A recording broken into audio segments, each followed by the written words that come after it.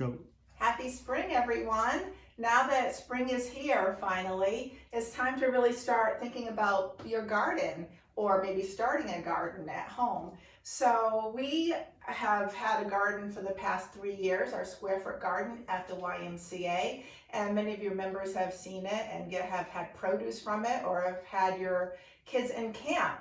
So the things that we have had the most success with are what I have out here. So we have beans, we have cucumbers, I have summer squash. Those are really big seeds. They're plants that start with a big seed. So a bean, you can see, is very large. So a big seed is going to have a big plant. So you're going to be very successful with that. So if you're just starting, you've never started anything from seed, start with big seeds. So it could be sunflowers, green beans, yellow squash, zucchini, cucumbers. All are great things to start with. So what you'll need at home is a plant mix. This just can be a regular potting mix.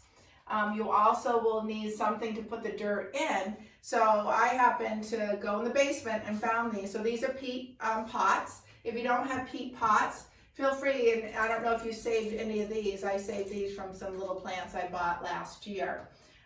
Also, when you plant something, you need to have a marker. So I made my markers from, I sort of took some vinyl shade slats from my son's vinyl shade. At the bottom, there's extra ones.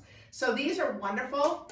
They're weatherproof, and when you write on them with a Sharpie, once you plant your plant, you're going to put it in there because you want the date and what it is. So sometimes you have to do it in like Morse code for yourself, like I did some squash, so you're not going to be able to fit much on there, but you want to mark it and also have the date. Sometimes seeds don't work, so if you know you planted something and it's been a week and nothing is happening, you might need to reseed again. So I'm just going to show you one, and you can carry on at home, but I'm going to fill it up with a soil mix, so any potting mix will work. I'm going to wet down the soil before I put my seed in and let it sort of soak in.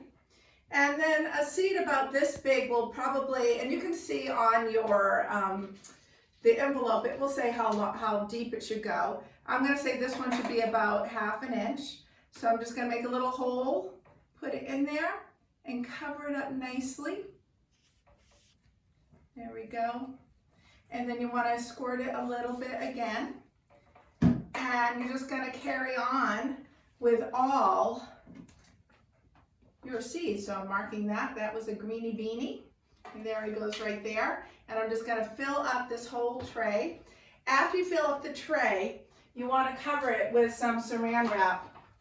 Hopefully your saran wrap wrapper is a little better shape than mine. I can never get it right. But anyhow, so cover that loosely, not super tight. And you're going to see condensation forming, and that's fine. And you're making your own little greenhouse. So you want to always be sure that it's moist. If you see it drying out, give it another squirt, because nothing's going to happen if they dry out. Once they sprout, you want to uncover them, because if you keep them covered, it will get moldy. So uncover them, they'll start growing and get bigger, and keep watering them, never let them dry.